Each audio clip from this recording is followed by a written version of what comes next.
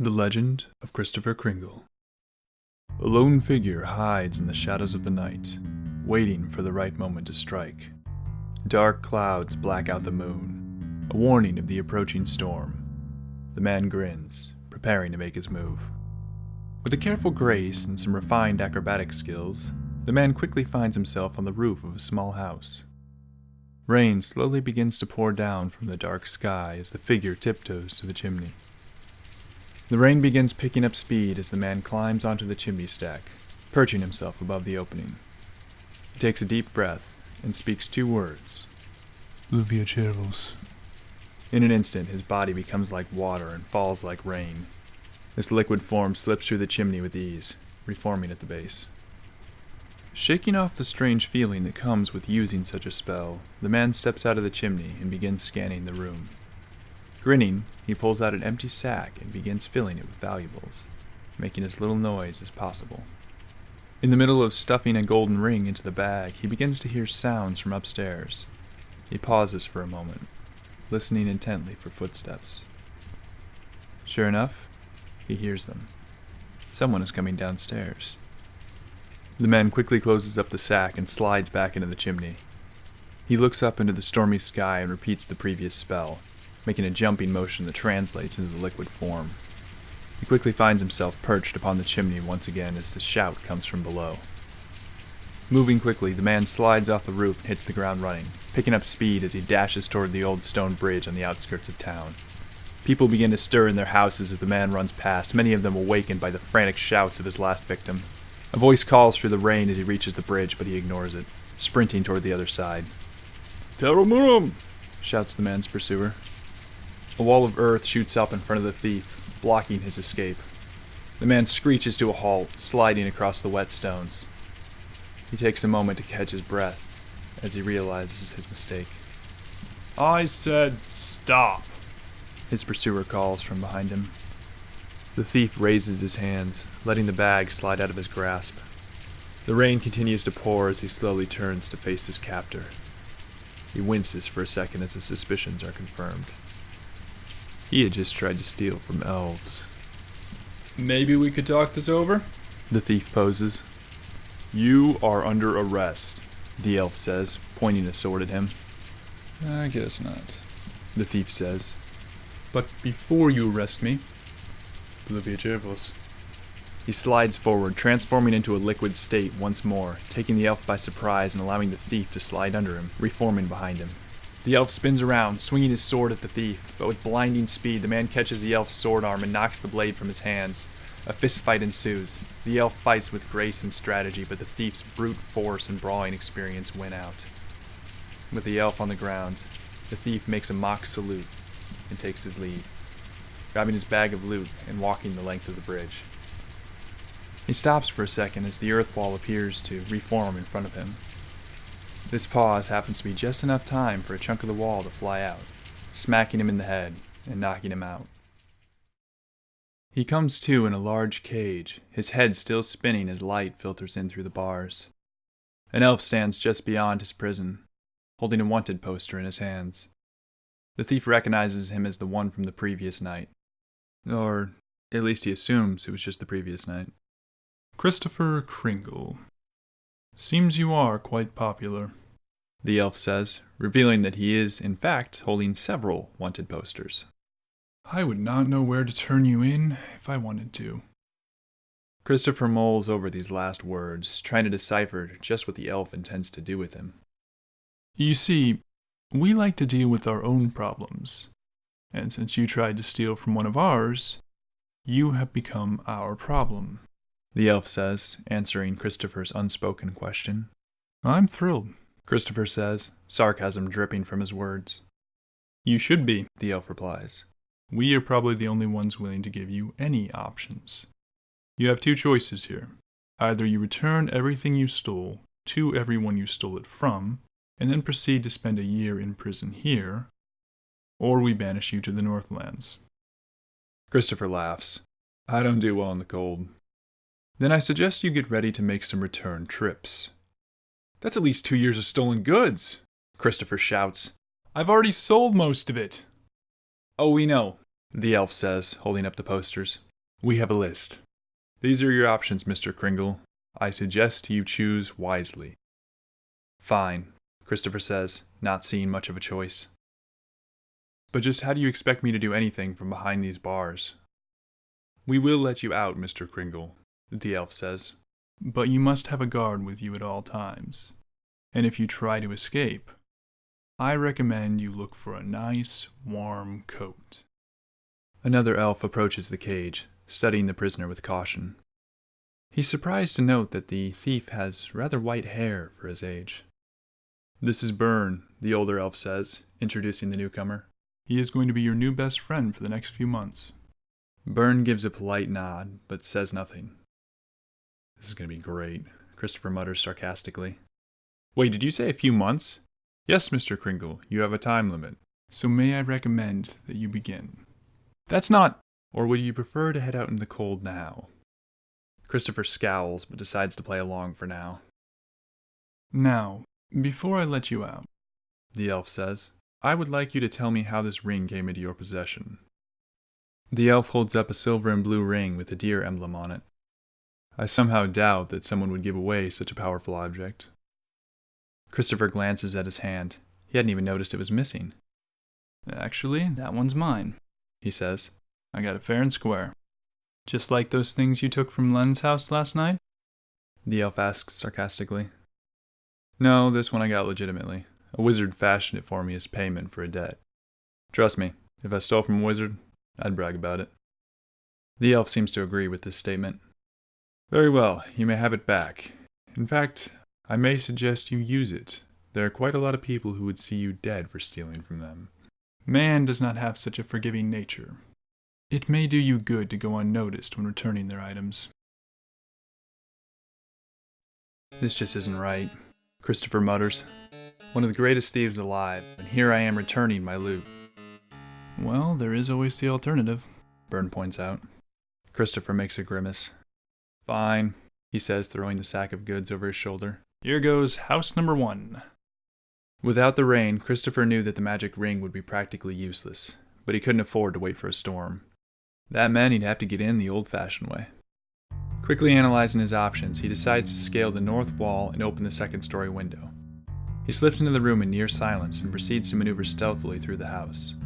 Upon reaching the main room downstairs, Kristofer begins pulling items from the bag and setting them around the room. When the sack is emptied, he shoves it into his pocket, along with an ornate letter opener from the desk, and sneaks out the back door, hoping to avoid his elf guard and flee his punishment.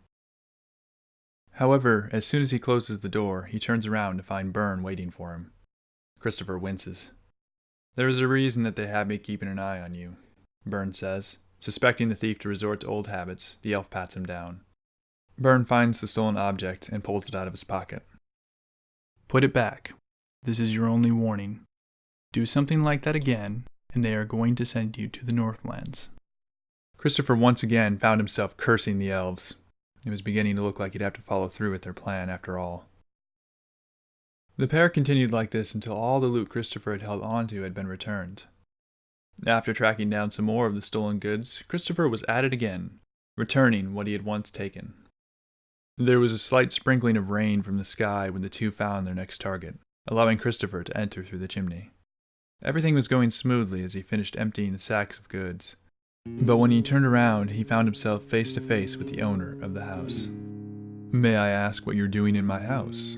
The man asks. That's kind of a long story, Kristofer says, backing his way to the chimney. I'd love to hear it, the man says, approaching Kristofer. Kristofer feels his back hit the edge of the chimney. Perhaps another time, he says, stooping into the opening and shouting the words of his escape. Quickly recovering from the magic strange sensations, Kristofer climbs off the chimney and slides down the roof. He hears the door open from somewhere below. He hits the ground and sprints forward, calling for Bern to do the same. Bern cringes as he realizes what's going on, but quickly follows after Kristofer. They escape without too much trouble, but the pair make sure to take a more cautious approach from then on, relying less on Kristofer's skills and tendencies of blind luck, and putting more effort into learning the routine of household members before making any attempts to get in.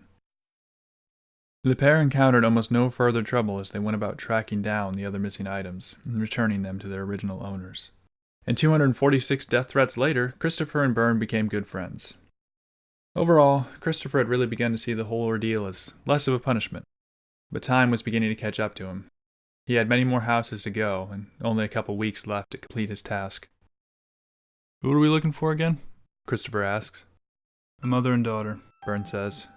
The mother's name is Bree, daughter's name is Sarah. From what I gathered, the father passed away almost 2 years ago. But since they still visit his grave so often, we will likely spot them here. The pair sits in silence for a while, not really sure how to react to the news. Kristofer is the first to speak when he asks, What did I steal? Byrne glances at the page in his hands. A diamond necklace, a gold pocket watch, and 3 pairs of earrings. The descriptions on them are not great, so they will definitely be difficult to find. I'll know him when I see him, Kristofer says. You figure out the best time to get in and out of the house, and I'll try to figure out who I would have sold the items to. All right, Byrne says. I will meet you back here. Kristofer nods and takes off, hoping to track down the buyer he originally sold the items to. He was especially eager to return this family's belongings. They had already lost more than enough before he'd come along to take what was left. Time marched on as he tracked down the stolen goods. One by one, he found the necklace and each pair of earrings, but for the life of him, he could not find the pocket watch. He considered giving up and simply returning what he had found, until the realization sank in. The pocket watch was the last memento the family had of their father. From that moment on, Kristofer knew that that one trinket would be worth more to them than any other pieces of jewelry he had recovered. Weeks passed as Kristofer searched for the pocket watch, but it seemed to be lost from the world forever. Despite Byrne's warnings, Kristofer continued searching up until the day the elves had determined his time to be expired. Kristofer was brought before the Elvish Council, and, despite his pleas, he was ultimately found in violation of the rules set forth for his punishment, and as such was banned to the frozen tundra of the Northlands. Having pity on the man he'd come to call friend, Byrne gave him a warm coat and a week's worth of supplies to help him survive the cold. After Kristofer had left, Byrne couldn't help but be concerned for his friend, so he made up his mind to endure the harsh tundra and check up on Kristofer. What he found was anything but what he had expected from a man who claimed he would never survive the cold. Kristofer had built himself a small house and all the hunting and gathering equipment he would need, and he did not seem cold or depressed, but driven. He had even managed to adapt the magic ring to function with the snow, in much the same way it had with the rain. I know where to find the watch, Kristofer told Byrne. I remember now. I have to get it back to the family. I owe it to them. I owe it to that little girl who probably never got the chance to know her father. Byrne was taken aback as the man who had once claimed himself to be one of the greatest thieves alive was now so concerned for the happiness of this child that he did not know. Byrne was amazed that even after finding himself in the midst of this frozen wasteland, he was worried about her, not himself. He was touched by the man's remorse and compassion for the child, so he offered to help. Byrne followed Kristofer's directions and retrieved the pocket watch, bringing it back to him. You should be the one to deliver it, he said, handing Kristofer the watch. Kristofer took it with a sad smile, feeling both remorse and redemption for his actions. Wishing no further harm to come to it, Kristofer placed the pocket watch in a box and tied it shut with an ornate ribbon. He did the same with the other items he had recovered for the family. Byrne snuck Kristofer past the elvish city, allowing him to deliver the presents to the mother and child. There was a light snow falling over the little house when the pair arrived. Kristofer gives Byrne a mock salute before climbing onto the roof and disappearing down the chimney in a flurry of snowflakes. When he gets inside, Kristofer leaves the presents on the kitchen table, along with a note apologizing for the theft. As he turns to leave, he catches sight of the little girl, Sarah, watching him. Kristofer puts a finger to his lips, telling her to stay quiet. "These are for you and your mother," he whispers to her, "but don't open them until tomorrow." And with that, Kristofer left. He wore a smile on his face the whole way back. "What if we could do something like that all the time?" Kristofer poses. What, return things you stole? Byrne asks. No, give families gifts. I mean, yeah, I'd still have to finish returning a few things. But once that's done, well, I could make things for people. Maybe some toys for kids or something. There's no way you could do that all the time. Fair enough. What about once a year? And what do you mean by myself? I was hoping for some help here, Kristofer says, laughing. Hey, I was not the one who needed to learn some moral lesson from all of this. Do not go dragging me into your schemes. Kristofer grins. You know I'll talk you into it, though. That is true. I should probably just give in now, shouldn't I? Probably. All right then. When do we start? And so it began. For the first year, Kristofer and Byrne made and delivered every gift to select houses or entire towns. But as time went on, some of the other elves began to discover what was going on, and many were eager to assist. Word spread, and the pair soon had all the help they would ever need. Gifts became more extravagant, more frequent as the years went on. Kristofer was eventually allowed to return from banishment, but he chose to stay, calling the Northlands his home. Some say he remains there even now, kept alive throughout the years by goodwill and a little elven magic.